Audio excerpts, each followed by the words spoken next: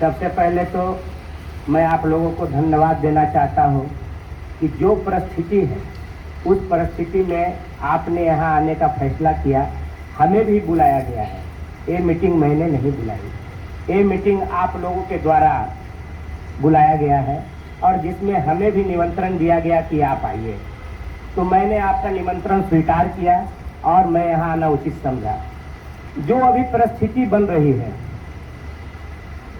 और जो उस दिन परिस्थिति बनी 11 तारीख को, वो आप लोगों ने देखा और समझा। समझने का क्या है, उस समय को डिले कैसे किया गया जो आप देख रहे थे और किस तरह से एक दिन का कॉन्फ्रेंस रखा गया। इतने बड़े संगठन में आपकी बड़ी संगठन क्यों है जो आपको मैं बताता हूँ, क्योंकि मैंने पूरे बिहार के बैंकों को देखा है और वहाँ के नेतृत्व से मैं बात करता हूँ। इसलिए नहीं कि मैं बैंक ऑफ इंडिया का एम्प्लॉय हूँ और बैंक ऑफ इंडिया का संगठन सचिव हूँ, इस नाते भी मैं बात करता हूँ कि मैं BPDA का भी सेक्रेटरी हूँ। और ये धन्यवाद मैं रामेश्वर जी को भी देता हूँ और अनिरुद्ध जी को कि मुझे BPDA में ले गए। और वहाँ जाने के बाद मैंने ये देखा और समझा है, आपकी जो संख्या बल है वो सबसे अधिक है पूरे बिहार में। सारे बैंकों में जो नेशनलाइज बैंक है SBI छोड़कर यूनियन की संख्या, AIBA की संख्या की मैं बात कर रहा हूँ। आपके टक्कर का 2 बैंक है, एक सेंट्रल बैंक, दूसरा केनरा बैंक, उससे भी अधिक संख्या आपकी है। आप समझ सकते हैं कि इतनी संख्या बल होते हुए भी आप छोटे छोटे मुद्दों के लिए किस तरह से गिड़गिड़ाते हैं और रेंगते हैं मैनेजमेंट के सामने, और आपकी समस्या सुनी नहीं जाती है। आपकी समस्या सुनी नहीं जाती है। अभी बात हो रही है पटना कॉरपोरेशन की, तो मैं बता दूं, पटना कॉरपोरेशन में 40 डेलीगेट्स हैं, मैं कबूल करता हूं और ये सच्चाई भी है। पटना कॉरपोरेशन में जो आपके नेतृत्व करता है रामेश्वर सर, वो भी 40 साल से जनरल सेक्रेटरी है। इसको भी आप कबूल करते हैं कि नहीं? करते हैं। और 40 साल से जो जनरल सेक्रेटरी है, क्या उनकी कोई कामयाबी नहीं होगी बैंक ऑफ इंडिया में? होगी, तब वो 40 साल से है। लेकिन विगत 12-13 सालों से जब मैं बैंक में आया तो उनकी काबिलियत भी मैं देख रहा हूँ और उनकी काबिलियत देखकर ही उनके साथ में जुड़ा था। इसके पहले चुनाव की बात हो रही है। अच्छी बात है, आप लोगों ने शुरुआत की, मैं तहे दिल से धन्यवाद देता हूँ उन सारी लोगों को। लेकिन कुछ ऐसी बातें होती हैं जिसको समझने में समय लगता है। अगर आप हमसे जुड़ रहे हैं तो क्या आप हमको पूर्ण रूप में समझते हैं? नहीं। हमारे बातों को लिखे हुए पढ़ते हैं, हमारे बातों को समझते हैं, इसीलिए आप हमसे जुड़ रहे हैं। लेकिन जब जुड़ेंगे तब हमारे अंदर की खामियां, हमारे अंदर की गलतियां आप जान पाएंगे। इसी तरह का शिकार और मृत तृष्णा का शिकार मैं भी हुआ, ठीक है। और इस तरह की मृत तृष्णा का शिकार होने के बावजूद मैंने उस चुनाव में उनको क्या मदद किया था, ये भी किसी से छुपा हुआ नहीं है। यही पटना कॉरपोरेशन को मैं 6 महीना पहले डेलीगेट बनाकर रख दिया था और वही लोग डेलीगेट बनकर आए। आज बात हो रही है, आज क्यों उनको पड़ रहा है कि कर बिगहिया का 4 स्टाफ को अलग बात करके फरमान जारी कर रहे हैं कि वो डेलीगेट नहीं बनेगा? क्यों आज जरूरत पड़ रही है दिल्ली रोड में कि अनीता नहीं डेलीगेट बनेगी? क्यों आप जरूरत पड़ रही है कि ब्याहपुर में सुचित आर्या डेलीगेट नहीं बनेंगे? क्यों जरूरत पड़ रही है कि आजमा में किशोर डेलीगेट नहीं बनेगा? ऐसा फरमान जारी करने के लिए आपको ऐसा नौबत क्यों आ गया? ये तो पटना जोन के देवाशीष जी के ब्रांच में लगातार विजिट हुआ है, क्या मैं जानता नहीं हूँ? क्या छुपा हुआ है? क्या इनको डेलीगेट्स नहीं बनने दिया गया? तो इस तरह की बातें चल रही है पटना में। तो आप इस तरह की बातें करके क्या साबित करना चाहते हैं? मान लिया कि ठीक है यहाँ आज़ादी है, ठीक है 20 आदमी आपके साथ है, मान लिया, लेकिन यहाँ से बाहर भी तो निकलिए। क्या नालंदा में पोजीशन है? नवादा में क्या पोजीशन है? क्या हिसुआ में क्या पोजीशन है? क्या आरा में पोजीशन है? बिहटा में क्या पोजीशन है? गया में क्या पोजीशन है? गोपालगंज में क्या पोजीशन है? भागलपुर का क्या स्थिति है? आपने नेतृत्व किया है, मैं आपके नेतृत्व के अंदर काम किया हूँ, आपके नेतृत्व को देखा हूँ और परखा भी हूँ और समझा भी हूँ। इसीलिए आपके खिलाफ मैं नहीं हूँ, ये संगठनिक लड़ाई है। कोई व्यक्ति विशेष के खिलाफ में मैं नहीं हूँ और न व्यक्ति विशेष की कोई लड़ाई है। इसलिए मैं आपका विरोध कर रहा हूँ, आपके विचारों का विरोध कर रहा हूँ कि केवल आप एक पटना संगठन को, पूरे बिहार के संगठन को आप पटना के ऑफिस से बैठ के डील किए हैं। किसी भी आदमी को आप हेड नहीं बनाए हैं।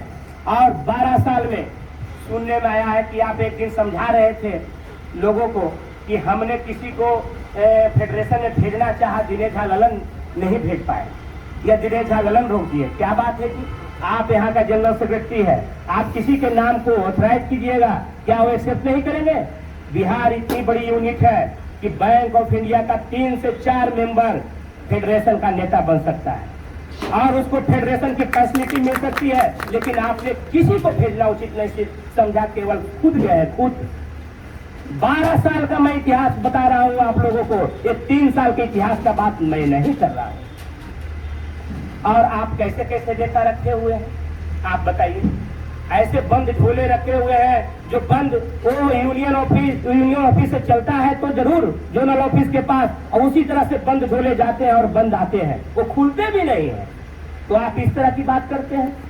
और जो बोलने वाला है हमारे साथ क्या किया गया, क्या किया गया? हमने किसका पूरा किया है बैंक ऑफ इंडिया में, कोई बता दे। और किसको क्या किया है? हमारे साथ क्या नहीं किया गया? हमको मिटाने का प्रयास किया गया। क्या हमारी शौक थी कि हम हाई कोर्ट लड़े? क्या कुछ ऐसा केस था, मैंने बैंक पे चोरी किया था क्या, जो हमको फंसाया गया और हमारे केस को इस तरह से डिले किया गया? हम तो धन्यवाद देना चाहते हैं इस मन से कुशवाहा जी को, जो डीजेडएम थे, जिन्होंने हमारे चार्जशीट पर साइन किया। वो हमको 1 घंटा समझाया आके ब्रांच कि प्रफुल्ल, आज वो रिटायर हो गए, हमसे बात होती है, प्रफुल्ल इस चीज में मत पड़ो, तुम छोड़ दो, ये छोड़ दो, ये बहुत गंदा चीज है, कि जितना लोग हैं तुम्हारे ब्रांच में तुम्हारे खिलाफ हो जाएगा। हम बोले सर हमने तो चोरी नहीं की है। अरे चोरी नहीं की है तो क्या हो गया, तुम छोड़ दो, ये बैंकिंग है, बैंकिंग में अपना वकील होता है, अपना जज होता है, यहाँ वो तुमको साबित कर दिया जाएगा कि तुम चोर हो और तुमको बैंक से बाहर कर दिया जाएगा। तुम पटना का कॉर्पोरेशन एरिया का कोई भी ब्रांच ले लो और वहां चले जाओ। हमने बोला कि सर ये तो बड़ा नाइंसाफी है। फिर वो रामायण का कहानी भी सुनाए कि रामायण आप देखे होंगे, तो हमने बोला कि हाँ ठीक है देखे हैं सर। उसमें एक मंथला नाम की दासी थी जो पूरा रामायण करवा दी, आपके भी यूनियन में मंथला है। उसके बाद उन्होंने बोला कि महाभारत आप देखे हैं? हमने बोला हाँ सर देखे हैं। तो महाभारत में एक शकुनी था, वो पूरा महाभारत करवा दिया, आपके भी संगठन में शकुनी है। हम बोले कि ये तो संगठन क्या है, ये तो मंथला और शकुनियों से भरा हुआ संगठन है। लेकिन तब पर भी हम नहीं समझे, क्योंकि हम थोड़ा संगठन के जो रहता है ना जुनून, उसमें हम अंधे हो चुके थे और पूरे तरह से डूब चुके थे। हमने ये बात रामेश्वर सर को बताया। रामेश्वर सर का जवाब था कि अगर तुम्हारी ट्रांसफर किसी दूसरे ब्रांच में कर दी जाएगी तो यूनियन का नाक कट जाएगा। हमने तो यूनियन का नाक पकड़ लिया और जब पीछे मुड़ के देखे तो ना तो कोई प्रेसिडेंट थे, ना तो कोई जनरल सेक्रेटरी था और ना कोई मेरा यूनियन का जो भाई था जो हमारे साथ टीम में आया था, ना एजीएस था ना डीजीएस था, कोई नहीं था। वो सिर्फ अकेले रह गए और इस तरह से वो चलाए मुहिम कि हम देख रहे हैं। और जो मेरा मेमो का पहला डेट था और वो लास्ट चार्जशीट का डेट में 9 महीने का अंतर है। अगर आप लोगों को विश्वास नहीं है तो मैं एक बार सर्व कर दूंगा, आप पढ़ लीजिएगा और देख लीजिएगा। और वो 9 महीना में पहले बार मुझ पर चार्ज 3 लगाया गया और वो 9 महीना में बढ़कर 11 हो गया। जब मेरे एक बहनोई जज हैं, मैं उनसे जब पूछा कि ये क्या हो रहा है भैया, तो उन्होंने बोला कि आपको खत्म करने की साजिश चल रही है। मैं दौड़ा गया एक वकील के पास, जो उन्होंने बताया कि आपको जाना चाहिए और अब आप खामोश रहने से नहीं होगा। तो उन्होंने बोला कि अजगर तो आपके शरीर में लपट गया है, आप निगलने का देरी है। हम कहे यार तेरी तो गजब हो गया, ये तो रमेश्वर बाबू के साथ हम जुड़े रहे, अय्यद गरो लपटा दिए हैं, तो मैंने केस करना उचित समझा। मैं केस ऐसे नहीं किया हूँ, कोई ऐसे नहीं कि केस कर दिया। मैंने यूनियन का वेट किया और उस समय सुरेंद्र राय बचते थे और अनिरुद्ध जी और संजय तिवारी और जयंत जी जो बीपीबीए के सक्रिय सदस्य हैं और एआईबीए के ज्वाइंट सेक्रेटरी हैं और बैंक ऑफ बड़ौदा के जनरल सेक्रेटरी हैं, सारे जनरल सेक्रेटरी वहां जाके बोलते थे कि चलिए उसकी लड़ाई को लड़ेंगे। और उन्होंने मांगा कि आपने लिखित दीजिए कि आपसे अगर नहीं होता तो मैं लड़ूंगा, लेकिन इन्होंने टालते रहे। अब इनको क्या बात कहां से होती थी मैं नहीं जानता, कौन लोग थे इसके पीछे, मैं उनकी भी बात नहीं करूंगा क्योंकि संगठनिक चीज था। मैं भी मानता हूं कि हमारे साथ क्या किया गया है, लेकिन खैर वो सब मेरी पर्सनल थी। लेकिन मैं जब इस बातों को समझा कि इनमें क्या है तो मैं इनके खिलाफ आवाज उठा दिया। और जब आप आवाज उठा दिया है तो आप लोग के सहयोग से उठाया है। मैंने सभी से बात किया है। अभी राधे भैया बोल रहे थे कि आपने हमको जाना नहीं, पहचाना नहीं, लेकिन तब पर भी फोन किया, तो आपको ऐसा लगता होगा कि मैं आपको नहीं जानता हूं, लेकिन ये गलत है।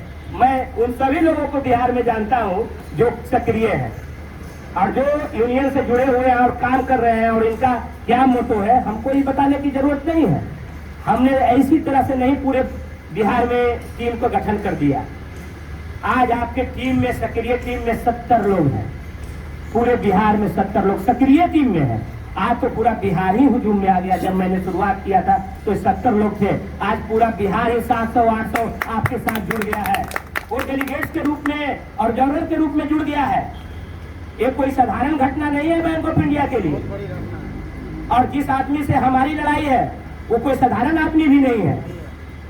और हम जानते हैं उन लोगों को मैसेज जा रहा है कि आपको खत्म कर दिया जाएगा, आपको बर्बाद कर दिया जाएगा। कौन बर्बाद किसको कर देगा भाई? अब कौन किसको खत्म कर देगा? मैंने एक मैसेज डाला था शनिवार को 2 बजे, शायद आप लोगों ने पढ़ा होगा या नहीं पढ़ा होगा, लेकिन अगर समय निकाल कर उसको पढ़िए। मैंने वो इस तरह से लिखा क्योंकि जब हमको पंकज ठाकुर से बात हुई तो ठाकुर जी बोल रहे थे कि बॉस हम गए थे जोनल ऑफिस, तो ये बोले कि जेडीएम को फोन करके बोले और डीजेडीएम को कि वो होता है कौन बात करने वाला। ठीक है, पंकज जी कोई नहीं है। पंकज जी तो एक मेंबर है ना, संगठन के मेंबर है कि नहीं? आपके अमर गुप्ता संगठन के एजीएस है, सुशांत एजीएस है, तो क्या बात नहीं कर सकता है? और वो बात कर लिए तो क्या हो गई ऐसी आपकी ये? और उसके बाद ठीक है, आप ही प्रॉब्लम सोल्व कर दीजिए ना भाई, कोई नहीं बात करेगा किसी से। तो आप बात करने नहीं देते हैं। अब ब्रजेश का ट्रांसफर निकाल दिया गया भागलपुर में 5 गो के साथ, रुक गया। यहाँ भी ट्रांसफर निकाला गया है, लोग लगे हैं, शायद रुका है कि नहीं अभी बात नहीं हुई, क्योंकि पंकज जी गए हुए थे कलकत्ता, शायद आज उतरने वाले हैं, तो हाँ आज लौट रहे हैं, तो बात होगी उनसे। तो जो भी संगठनिक लड़ाइयाँ हैं हम लोग साथ मिलकर लड़ेंगे। और मैंने सहरसा के मीटिंग में बोला था, शायद वो वीडियो आप लोग नहीं सुने, ऑडियो सुन लीजिएगा। हमने वहाँ बोला कि प्रफुल्ल कोई कुमार अकेला कोई डिसीजन मेकर नहीं है। जब भी मिलेगा तो बैंक ऑफ इंडिया के वो सारे सक्रिय सदस्य के साथ मिलेगा जो उनके मुहिम में साथ थे, और उनको लेकर ही बात करेगा, अकेला कोई डिसीजन नहीं करेगा। ये मैंने फिर इसी मन से रिपीट किया हूँ, इसलिए कि बार बार बातें उठती रहती है, अनाप शनाप बातें, ऐसी कोई बात नहीं है। और मैंने सेंट्रल कमेटी को उसी दिन अवगत करवा दिया था कि भाई देखिए, जो हमारी मेहनत है, जो युवाओं की आकांक्षा है, उसको आप ध्यान में रख के काम कीजिएगा। जो लोग सोच रहे हैं उसको ध्यान में रखकर काम कीजिएगा। और मेरी कुछ ऐसी नहीं है। अगर सेंट्रल कमेटी आज बोल दे कि आपको इस संगठन से बाहर जाना है तो मैं बाहर चले जाऊंगा। आप हमको नहीं जानते हैं। खैर ये सब बातों से क्या है, लेकिन एक टीम वर्क होता है जिसमें लोगों को जोड़ना पड़ता है और उसको लेकर करना पड़ता है। और मैंने आज तक किसी भी या कोई भी व्यक्ति हो, मैंने तो किसी के साथ ऊंची आवाज में भी बात नहीं की। राधे भैया से बात नहीं होती थी, शायद हमारी उम्र नहीं जानते थे। वो कहते थे प्रणाम, बोलिए सर। हम बोले भैया आप समझिए, आप हमको सर नहीं कहिए, आप भैया है। तो ये सब स्थिति है, आप बात समझिए। बात है यहाँ संगठन को एक नई ऊंचाई को लाने के लिए। बात इसकी नहीं है कि कौन रहेगा कौन जाएगा। संगठन में लोग रहना चाहिए और संगठन के लोगों को काम होना चाहिए। और जो हमारे टीम के साथ कमिटमेंट है वो रहेगा, उसको कोई नहीं हिला सकता है। अभी सुचित जी बोल रहे थे कि भाई सबसे पहले तो डेलीगेट्स को ही वोट देने का अधिकार है। तो सुचित जी से हम ये कहना चाहते हैं कि सर ऐसा है कि ये संविधान हमने तो नहीं बनाया, ये संविधान बैंक ऑफ इंडिया के ऐसे लोग बनाए हैं जो काफ़ी विद्वान होंगे और काफ़ी सुलझे हुए होंगे। उन्होंने किस कारणों से डेलीगेट्स को वोट देने का अधिकार को जायज़ किया और बाकी मेंबर को नहीं किया, ये तो एक चिंतन की विषय है। और मैं इसके लिए बात करूंगा अपने ऑल इंडिया जनरल सेक्रेटरी से और भी इन लोगों से। बोलिए।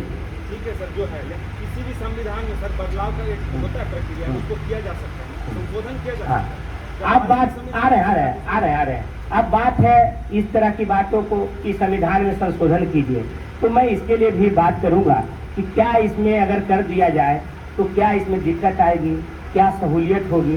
क्योंकि हर इच्छा को हर व्यक्तियों को ये इच्छा होता है, हर एक स्टाफ का ये इच्छा होता है कि हम वोट दें, हम अपनी बातों को मुखर होकर लोगों से कहें, क्योंकि वो भी उतना ही दे रहा है कंट्रीब्यूशन जितना आप दे रहे हैं, जितना वो दे रहा है। कोई नया लड़का है भी तो उतना ही दे रहा है, जो पुराना है भी उतना ही दे रहा है।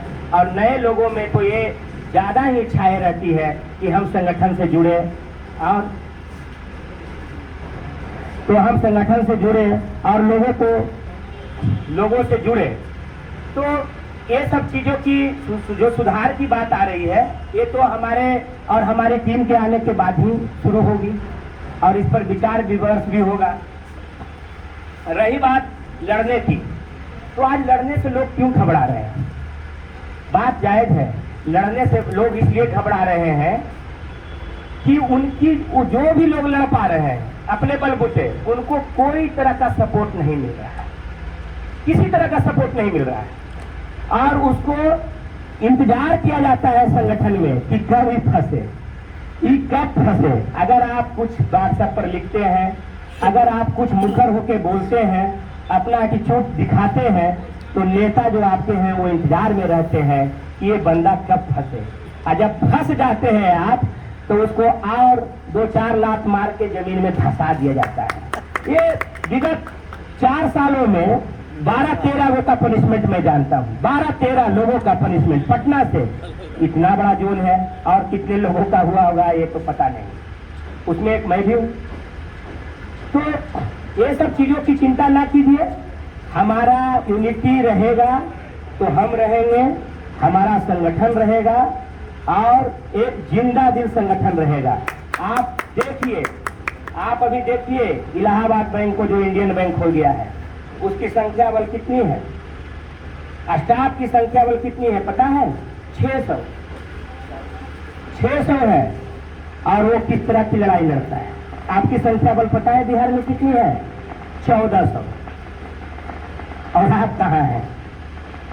अरे जितना आपका डेलीगेट्स ऑब्जर्वर आया उतना और सब बैंकों की लोगों की संख्या है।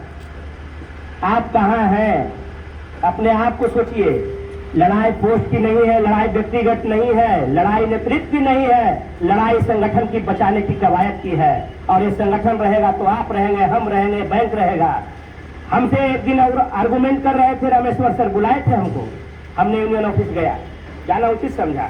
हम बोले कि सर रिटायर होने के बाद, जनता से नकार देने के बाद लोग केस करने के लिए सोच रहे हैं, लोग केस करने के लिए सोच रहे हैं, लोग सोच रहे हैं कि भाई हम संगठन से हमको बाहर का रास्ता क्यों दिखा दिया गया। वो हमसे बोले तो हम बोले कि सर देखिए, अरे छोड़िए ना सर, देखिए इस तरह की बातें नहीं होनी चाहिए, इस तरह की बातें नहीं होनी चाहिए कि जिसको लोग ने नकार दिया है तो उनको अब घर बैठना चाहिए। रिटायरमेंट के बाद क्या है? सेवा भाव है, आप सेवा कीजिए ना।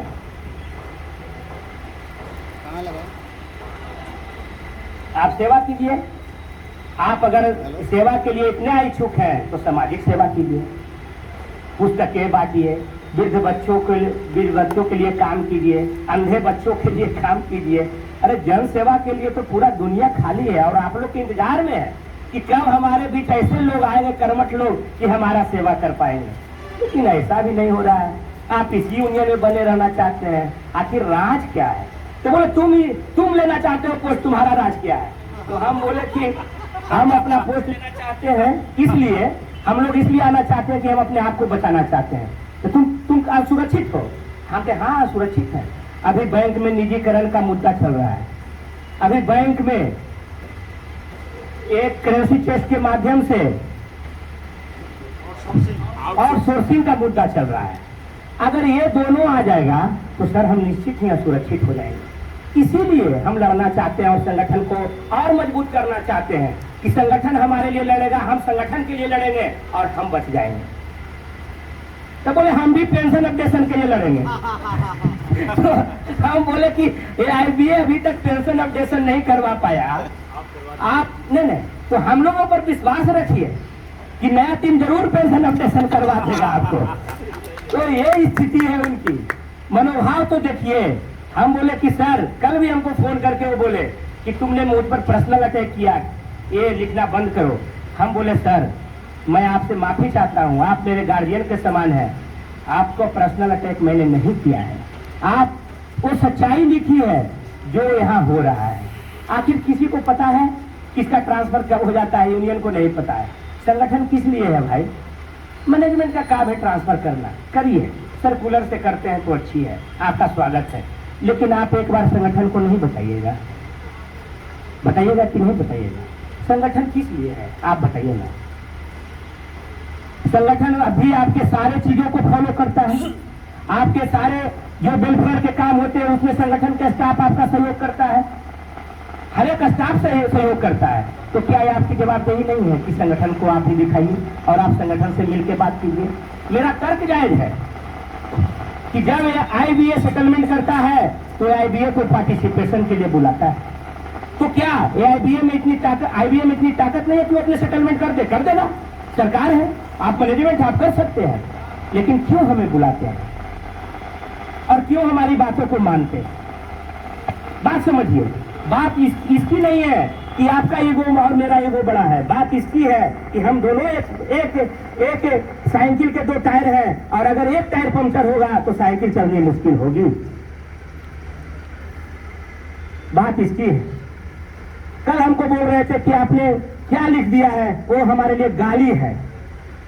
हमने बोले कि सर जो लिखा हुआ वो सब पढ़े हैं, मेरे लिए गाली नहीं है। शैलेश भी है तो बैठे हुए हमको बताए, तो हम बोले कि तो कुछ लिखे हुए ऐसा तो बताइए। तो नहीं, ऐसा तो कुछ लिखा नहीं हुआ नहीं है, वो गाली नहीं है आपके लिए। गाली क्या हम लिख देंगे? तो वो लिखने का क्या जरूरत है? हमके जो सच्चाई है वो तो लिखे हैं। आप मना काहे करते हैं लोगों को बात करने से? ठीक है, नई टीम अभी नहीं आई है, आज निकल आ जाएगी। आज निकल तो आना जरूरी है, संभव है। क्या है आज कल का जो 10 तारीख है उसमें भी नहीं आएगी? तब तो भाई किसी का ईगो इतना बड़ा हो गया है कि वो बैंक ऑफ इंडिया से भी बड़े हो गए। तो ऐसी नहीं चलेगी ना, ऐसी मोनोपोली नहीं चलेगी। और यहाँ जो लोग बोल रहे हैं कि भाई प्रफुल्ल जी आएंगे उनको भी झेलना पड़ेगा, झेलेंगे, लेकिन हमारी टीम भी हमारे साथ झेलेगी। जो भी नेता बन रहे हैं तो ये क्या सोच रहे हैं कि हम नेता बन जाएंगे घूमते रहेंगे? नहीं, जवाब देंगे तो तय की जाएगी और आपके ऊपर कंधे पर भी वो भार दिया जाएगा और आपको काम करना पड़ेगा। अगर नहीं होगा तो हम लोग मिलकर लड़ेंगे। हमारी लड़ाई संयुक्त लड़ाई होगी, एकल परिवार वाली लड़ाई नहीं होगी। एकल परिवार वाली लड़ाई नहीं होगी। और जो भी बात होगा तो खुल के बात होगा, खुल के बात होगी और लोगों के बीच में होगी और उसी बीच की आवाज को मैनेजमेंट तक पहुंचाना है। इसी बीच मैं एक दो शब्द लिखा हूं। अच्छा, कोई और शब्द कुछ क्वेश्चन है सुजीत जी? हाँ बोलिए। नोट किया होगा ट्रांसफर पोस्टिंग मैंने रेज किया था, यूनिट सेक्रेटरी रोटेशन। अच्छा, एक है सुजीत जी ने रोटेशनल ट्रांसफर की बात की। तो सबसे पहले समझ लीजिए कि ट्रांसफर जो होता है वो कॉर्पोरेशन एरिया का कॉर्पोरेशन एरिया में होना है। ये आपका सेटलमेंट साइन है और जिला का जिला में होना है और ब्लॉक का ब्लॉक में होना है, ठीक है, पंचायत का पंचायत में होना है। तो ब्यापुर किस ब्लॉक में है?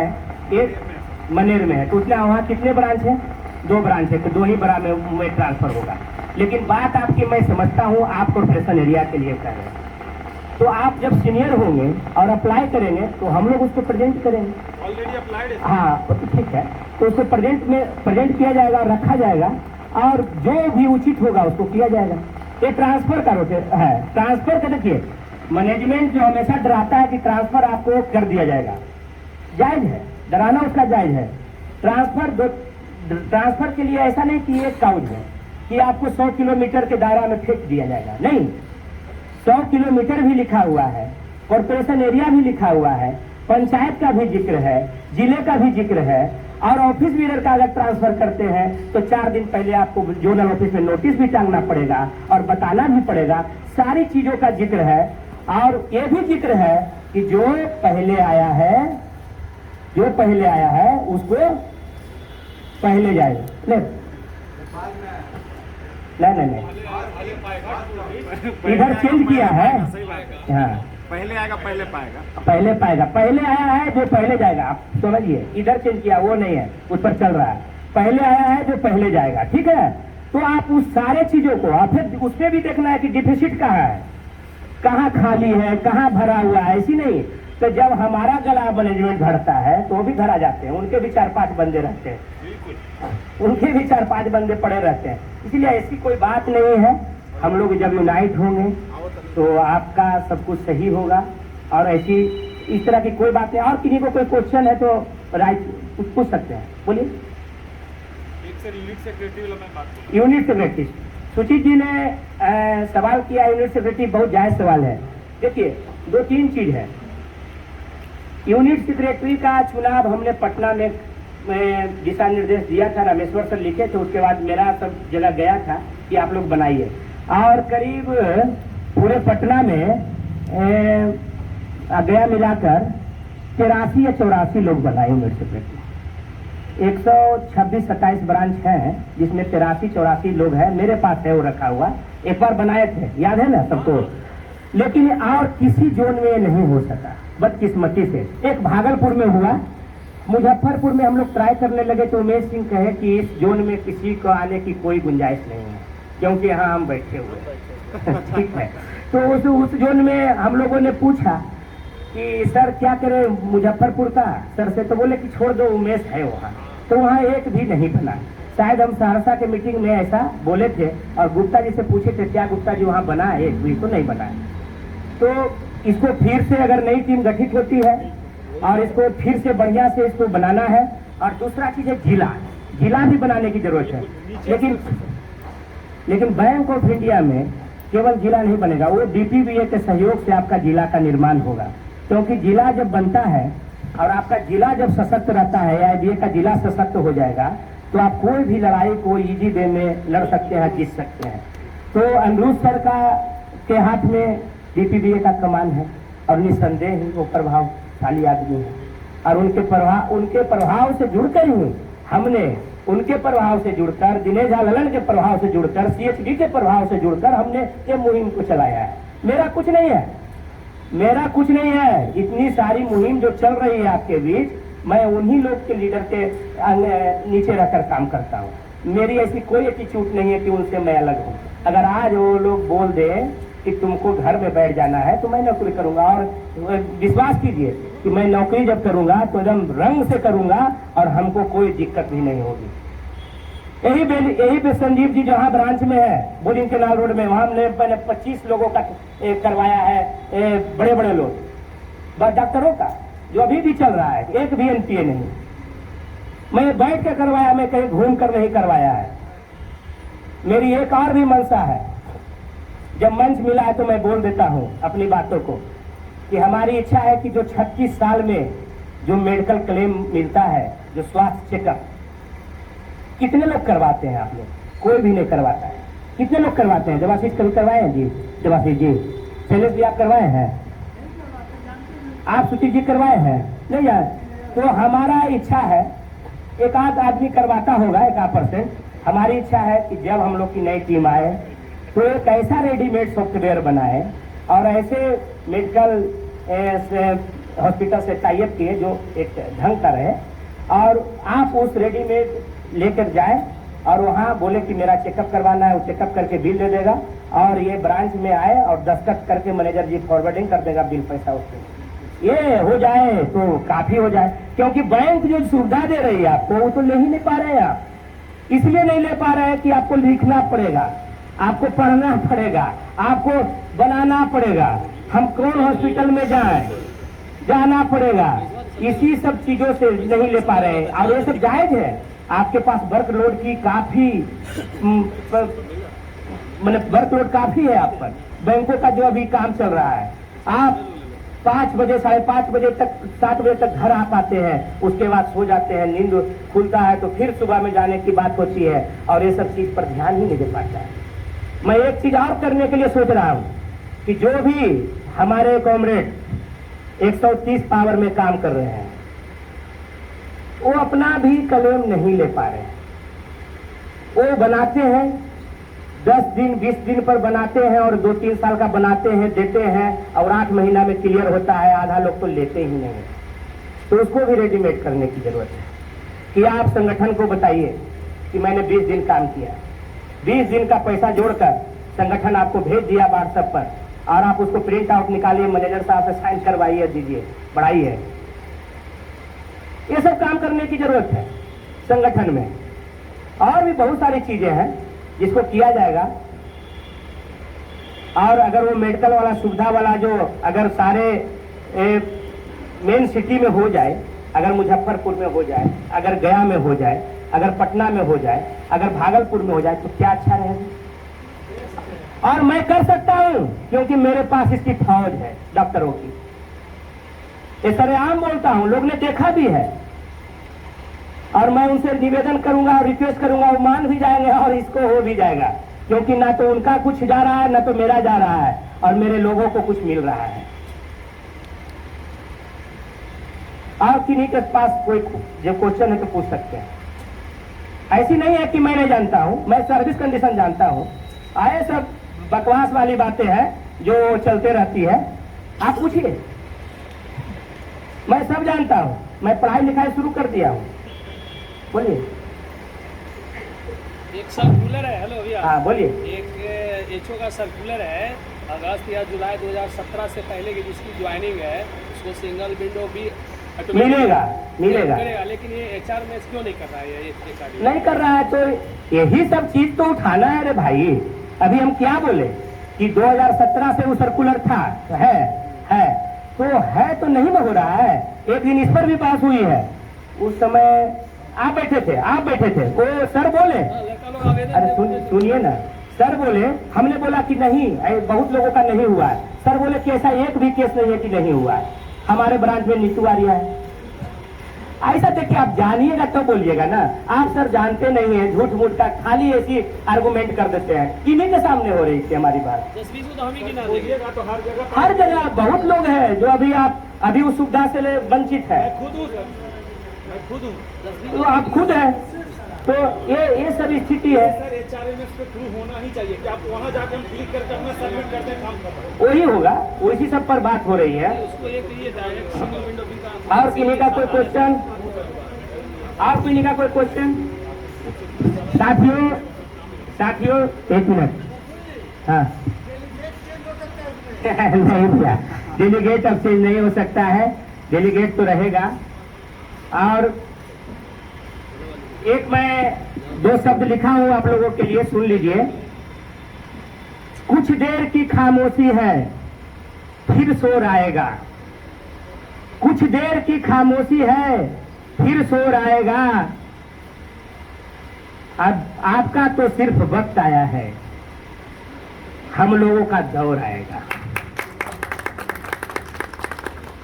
इन्हीं सब शब्दों के साथ मैं अपने वाणी को विराम देता हूं और आप लोगों से निवेदन करता हूं और एक अनुरोध करता हूं कि एक अच्छा मौका है संगठन के परिवर्तन करने के लिए।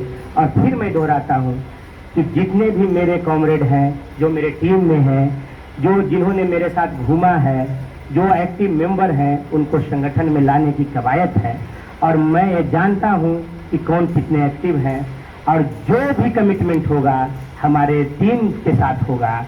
हम लोग एक साथ मिलकर बात करेंगे, कोई कंफ्यूजन नहीं है। और यहाँ से हम लीड कर रहे हैं, पंकज ठाकुर मुजफ्फरपुर से लीड कर रहे हैं, राधे भैया गया से लीड कर रहे हैं, और ब्रजेश भागलपुर से लीड कर रहे हैं, सुशांत सिवान से लीड कर रहे हैं। यही मेरी टीम है, और इसके विंग कई एक है जो आप लोगों को देखने को मिलेगा। हम लोग चुनाव कर रहे हैं, महिला कॉम्रेड की भी मैं बात करता हूँ, कोई महिला एक्टिव नहीं है, लोग डरती हैं। एक लड़की जो आपके बीच बैठी हुई इतने लोगों के बीच में, सोचिए क्या क्या झेली होगी। ये 2013 में अनीता ज्वाइन की सिरघाटी ब्रांच में, उस समय मैं गया ब्रांच में था। हमारा एक मित्र था समी, वो खराटी ब्रांच में था, अभी वो IDBI का मैनेजर है। एक देशराज गुप्ता जो सगाही ब्रांच में था, वो अभी स्केल 4 है SBI का। हम लोग सब साथ आते जाते थे, इनके साथ 4-5 लड़कियां रहती थी। रेनू जो अभी क्रेडिट मैनेजर है गुलजार बाग में, अपर्णा जो अभी भैया के साथ है और भगवान जी के ब्रांच में है, और एक विशाखा रानी जो चली गई बंगलोर, उसकी ट्रांसफर मैं ही करवाया। वो बंगलोर में है कि गुजरात चली गई, और आती थी हम लोग साथ। इनके साथ क्या दुर्भावना हुआ और कैसे फेस की है लड़की, और इनको मदद करने की बात आई तो कोई नहीं मदद किया। इन्होंने हमको फोन करके बोला, प्रफुल्ल जी देखिए मेरे साथ, तो आप तो गवाह थे। हम बोले हाँ, हमने जरूर रमेश सर जी को ये बात बताया था, तो आप हमको बुलाइए जनरल ऑफिस में। अनीता जी हमें बोला हमको बुलाइए, हमको कोई डर नहीं है। इनको सब छोड़ दिया, इन्होंने अपनी लड़ाई लड़ी, कोर्ट केस किया, और ये 5 मैनेजर उसमें जाता, लेकिन सारे नेता इनको छोड़ दिया। और ऐसे लोगों को डेलीगेट रोकवाने के लिए ब्रांच में विजिट करते हैं आप। वही तो कैरेक्टर है सर। आप भी, ये महिला की आवाज उठा सकती है। एक महिला एक पुरुष से क्या बात करेगी, अपनी परेशानियों को वो बात नहीं करेगी। उसके लिए महिला का नेता होना जरूरी है। और महिला विंग से भी मैं, अब तो डेलीगेट नहीं है, मैं इनको इन्वाइट ही रखूंगा अपने, अगर मेरी टीम आएगी तो मैं इनको इन्वाइट ही रखूंगा, और इनका स्वागत होना चाहिए। ऐसे लोगों को स्वागत होना चाहिए जो लड़ने वाली है। और मैंने महिला टीम भी बनाई है, जो सीक्रेट है, लोग समझते हैं कि वो मेरा है, वो है उनका नहीं। अभी कुछ परेशानी हो गई है 2-3 गो को, वो आया ही नहीं है, वो आती, वो बीमार है, मैं बनाया हूँ, तब बना के रखा हूँ। इसीलिए आप निश्चिंत रहिए और यह स्वस्थ कीजिए लोगों को। इस बार अगर परिवर्तन नहीं हुआ तो आप जिंदगी भर इसी तरह से फिर घाटे पर मिलेगा परिवर्तन, वही मिलेगा। इसीलिए इन सब तमाम बातों के साथ मैं अपनी बातों को विराम देता हूं, और आप लोगों के लिए क्रांतिकारी लाल सलाम पेश करते हुए ये अनुरोध करता हूं कि 10 तारीख को भारी से भारी संख्या में और लोग आए, और अपनी सारी काम को बंद करके इस चीज को पहले कीजिए, क्योंकि अगर ये चीज नहीं हुआ तो आपके लिए नासूर बनेगा।